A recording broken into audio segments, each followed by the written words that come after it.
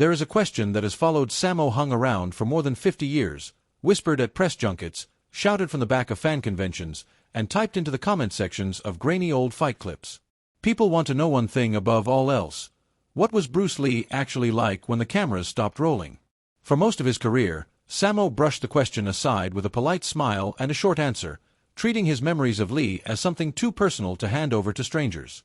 But in recent years, now well into his 70s, he has started to open up in a way he never did before, and the picture he paints is very different from the one that has circulated in film magazines and internet forums for decades. Anyone who has spent time digging through old martial arts message boards has probably stumbled across the same tale. According to the story, Sammo Hung and Bruce Lee could not stand each other. The two men, both immensely talented and both fiercely proud of their skills, supposedly clashed backstage in a real fight, with Lee humiliating the much larger Sammo to settle once and for all who truly ruled Hong Kong action cinema.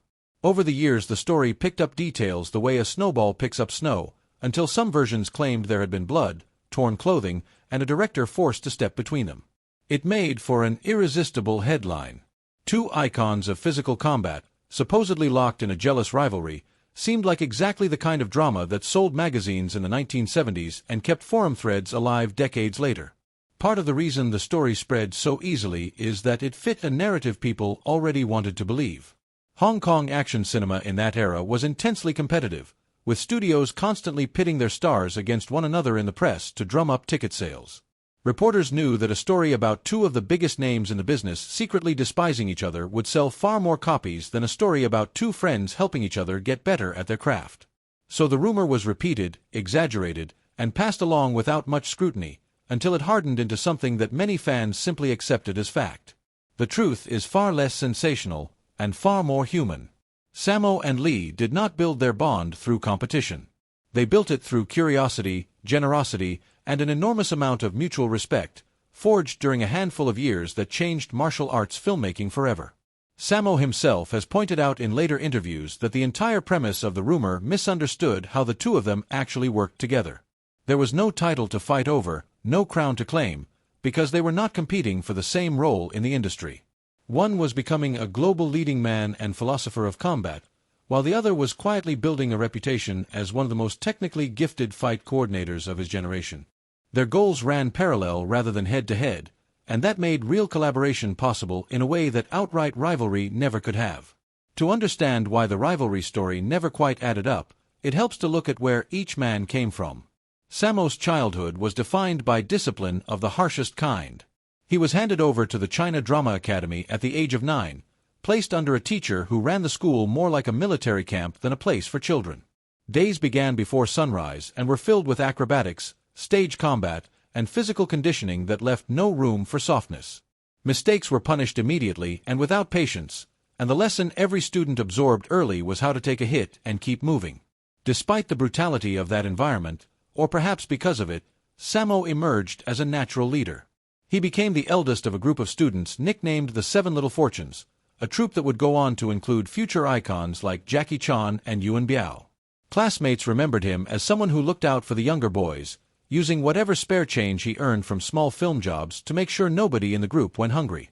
That instinct to protect and to lead followed him into adulthood, and by the time he was still a teenager himself, he already carried himself with the quiet authority of someone who had earned his position the hard way. Bruce Lee's path could not have looked more different on the surface. Where Sammo grew up inside strict institutional walls, Lee grew up on the streets, restless and quick to throw a punch long before he ever stepped into a proper studio. He ran with local gangs as a teenager and got into more than one serious scrap that drew police attention. After one particularly bad rooftop confrontation in the late 1950s, his family decided enough was enough. They arranged for him to study under the Wing Chun master Yip Man, hoping structured training might channel his energy somewhere useful. It helped, but it did not fully tame him, and eventually his parents made the difficult decision to send him overseas to the United States, hoping a fresh start might do what discipline at home could not. There is also a detail often left out of the shorter versions of this story. By the time Sammo was in his late teens, he had already spent nearly a decade performing on stage and in front of cameras, first in small opera productions and later in supporting film roles that required him to fall, tumble, and take physical punishment that would have injured most adults. That kind of early exposure to real physical risk gave him a level of professional composure that few performers his age could match. He was rarely rattled by anything that happened on set, because he had already been tested in far harsher conditions as a child. Lee, by contrast, arrived in Hong Kong film sets as someone still discovering how far his physical gifts could take him, having spent his young adulthood in America studying philosophy at the University of Washington and teaching martial arts on the side, an experience that shaped him into as much a thinker as a fighter. So by the time these two men crossed paths in the early 1970s, they were carrying completely different histories. One had been shaped by rigid institutional discipline from childhood, spending years inside a closed system that valued obedience and physical endurance above all else. The other had been shaped by rebellion, relocation, and years spent trying to prove himself in a country that was not always willing to give him a fair chance, forced to build his identity as a martial artist largely on his own terms, far from the traditional schools of Hong Kong. Nothing about their backgrounds suggested they would become close, and yet that is exactly what happened, in large part because both men, despite their differences, shared an unusually serious devotion to the craft of movement itself. The turning point came in 1971, when Lee returned to Hong Kong to work with Golden Harvest on what would become Fist of Fury. By then, word of his speed had already spread through the studio like wildfire, and Sammo, who was carving out his own reputation as a stuntman and fight coordinator, was naturally curious whether the hype matched the reality. One afternoon between takes, he walked over to Lee and asked him directly whether the stories about his speed were actually true. Most people, faced with that kind of blunt challenge, might have taken offense. Lee did the opposite. He grinned and offered to show Sammo exactly what he could do. Sammo, expecting a slow, controlled demonstration where he would have time to react, agreed without much concern. What followed was a blur. Before Sammo could even lift his hands, Lee's foot was already stopped inches from his face, having traveled the entire distance faster than Sammo's eyes could track. There was no time to block, no time to flinch, nothing but the sudden and undeniable proof that everything people said about Lee's speed had been true all along. Rather than feel embarrassed or threatened, Sammo simply laughed and praised him on the spot. That single moment, a playful test that could easily have gone the other way, became the foundation of a friendship built on genuine admiration rather than ego. It is worth pausing on just how differently this moment could have unfolded. Sammo, at that point, already had a considerable reputation of his own within the studio system, built over years of physical training and hard-earned respect from other stuntmen. A less secure performer might have felt the need to save face after being so completely outmatched in front of colleagues. Sammo instead treated the whole exchange as a gift, a rare chance to witness something extraordinary up close, and that reaction says a great deal about the kind of person he was even as a young man still building his own career. From that point forward, the two men treated each other not as rivals but as students of the same craft, each eager to learn whatever the other had to offer. Sammo has recalled that Lee, despite his growing fame, never carried himself with a kind of untouchable arrogance that might have been expected from someone with his talent. He was generous with his knowledge in a way that surprised people who only knew him from his intense on-screen persona, often stopping between takes to explain the mechanics behind a particular strike or the philosophy behind why a certain movement worked better than another. For a young fight coordinator still developing his own style, having access to that kind of thinking from someone operating at the very top of the field was invaluable, and it shaped the way Sammo would go on to approach choreography for the rest of his career. One of the clearest examples of how much Sammo respected Lee involves the nunchaku, the weapon that would eventually become inseparable from Lee's public image. Sammo had never trained with it before watching Lee use it on set, but rather than ask for a formal lesson, he took a quieter approach. He spent his time on set simply observing, paying close attention to the exact motion of Lee's wrists and the timing behind each strike. Later, alone in his own yard, he picked up a pair of the wooden sticks and practiced on his own. Within roughly half an hour of trial and error, he had worked out the basic mechanics well enough to demonstrate them convincingly. When he later showed another young performer how to use the weapon, that performer assumed Sammo had spent years training with it. Stunned to learn the truth was closer to 30 minutes of backyard practice. It is a small story, but it says a great deal about both men. It shows how sharp and observant Sammo was as a performer, and it shows just how much value he placed on watching Lee work, treating him as a teacher worth studying even without a formal lesson ever taking place. That mutual respect eventually led to one of the most important moments of Sammo's early career, a spot in Lee's biggest production, Enter the Dragon, released in 1973. The opening scene of that film, still studied by martial artists and choreographers today, features Sammo as a young monk sparring with Lee in a wide, open courtyard. Watching it now, more than 50 years later, what stands out is how strikingly modern the whole sequence looks. Both performers wore small, open-fingered padded gloves and simple dark shorts. A stripped-down look nothing like the flowing robes typically seen in kung fu films of that era. It resembles, almost eerily, the kind of gear used in modern mixed martial arts competitions. The ending of the fight was just as unconventional. Rather than closing on a dramatic kick or punch, Lee finished the exchange by locking Sammo into a tight armbar, a grappling technique borrowed directly from judo. Audiences at the time had rarely, if ever, seen anything like it on screen, and many historians of the genre now point to this scene as one of the earliest examples of mixed martial arts appearing in mainstream film, years before the sport itself became a global phenomenon. What makes the scene even more remarkable is how little preparation went into it.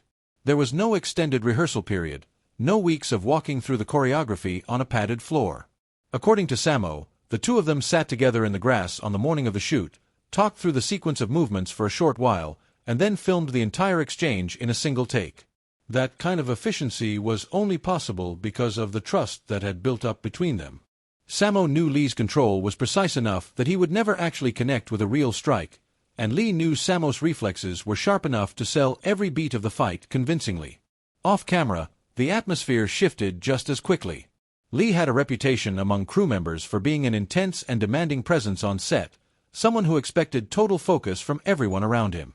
But the moment a director called cut, that intensity would melt away whenever Sammo was nearby.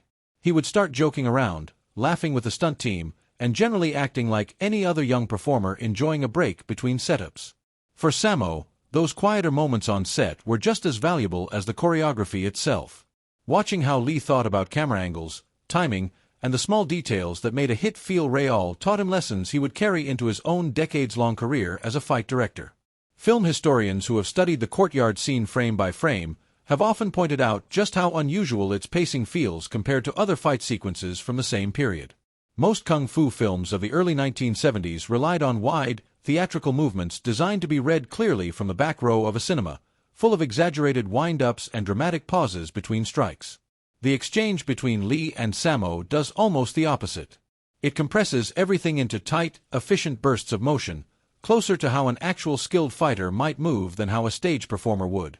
That shift in style did not happen by accident.